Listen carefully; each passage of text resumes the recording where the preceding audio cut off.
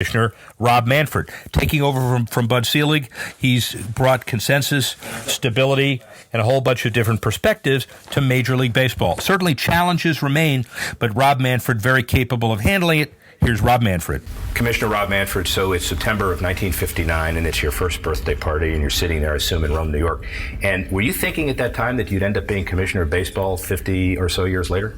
I'll be honest with you, I didn't think I was going to be Commissioner of Baseball when I went to work for MLB in 1998, and probably didn't even think that 10 years later. It was really not my goal. When I went to work for baseball, I was focused on improving what had been a really sorry state of labor relations, and that was really my goal.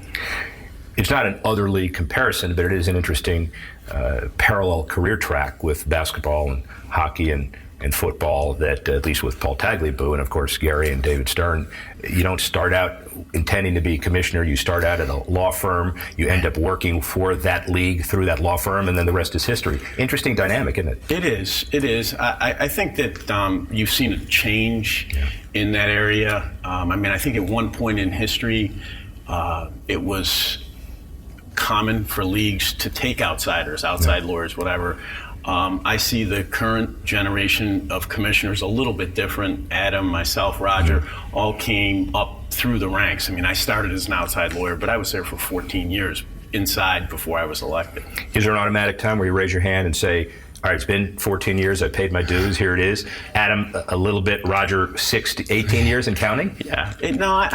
Look, it happens organically, right? People start to talk about it in the business, people start to write about it, and that's really how you become a candidate.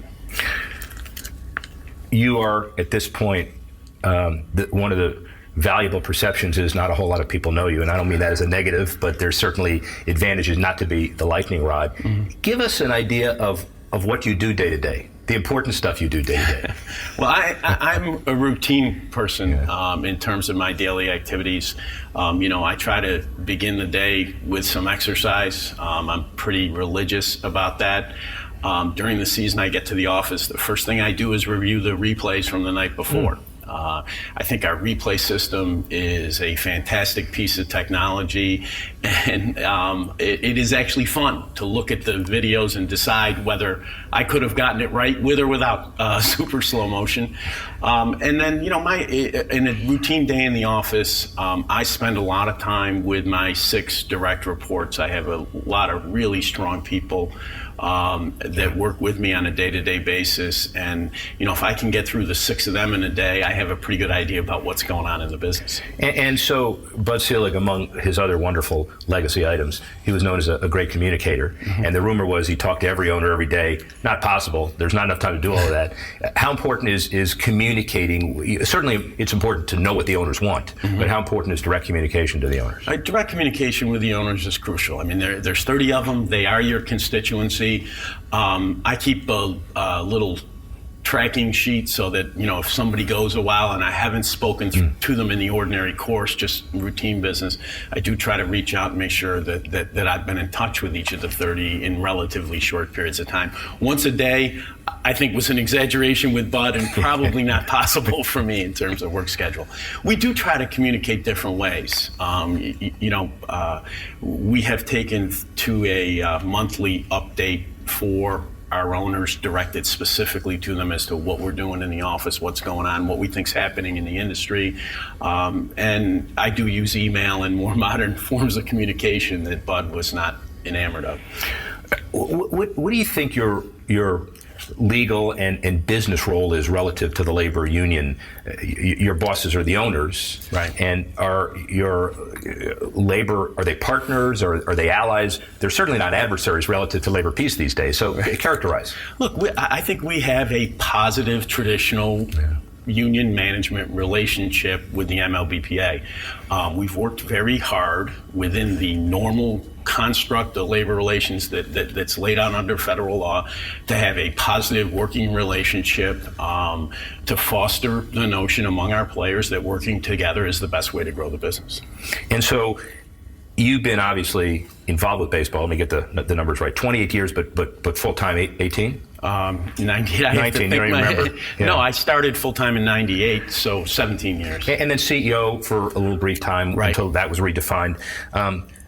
What have you discovered as commissioner that you didn't expect? Well, I think the two things that really have struck me. Number one, you have to be so much more careful about what you say, particularly what you say publicly. In the various roles that I had since I came inside, I would do public things, but people didn't pay that much attention to them. Now you have to be real careful about what you say. And secondly, it's just the time demands are very, very different. There's a certain sort of public aspect to the job, but I am and remain a task person. There are things that I need to get done in the office, and balancing those two things is tricky. It's that linear thinking that we're taught as lawyers. Right. That's the bottom line. There's a problem, you got to solve it. Right. Got to solve it. Let's do real quick, because you can't solve all of these today, but let's do rapid fire substance for a couple of minutes. Hall of Fame, steroid user Hall of Fame issues long term. Think it's a writer issue. There's always been issues with respect to individual players that the writers have to sort out, and that's their job. Oakland A's, San Jose, Bay Area stadium issues. Want to see a new facility, preferably in Oakland. World Baseball Classic. Huge fan of the World Baseball Classic. I think it's a key to the internationalization of the game, and intend to continue to grow the product. 154 game schedule. Huge economic issue for us. Lost TV revenue, lost gates, but something that's at least worth thinking about. Length of games. I think that it is a topic that we will continue to work on. I think we're off to a great start on it. Great player cooperation this year has produced good results. Can you hit a curveball? No. Okay, that's quick. What excites you about baseball? You're a fan? I'm a huge fan. I'll tell you, the first experience that I had walking into a ballpark was walking up into the bowl and seeing the actual field at Yankee Stadium. How old were you? I was 10 at the time. It was 1968. Is the most important thing you want baseball fans to know about you? What I think, I want fans to come to understand that we're open to discussing change in the game. We're prepared to consider new ideas, and we're also prepared to admit that some of the ideas we may have out there don't turn out to be right.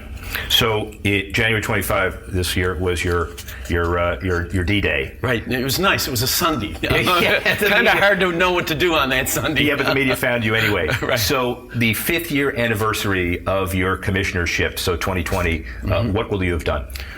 I hope that we will have reclaimed the next generation for baseball. I think the most important challenge for us is to make sure that we pass on to the next generation of fans baseball the way that our parents passed it on to us.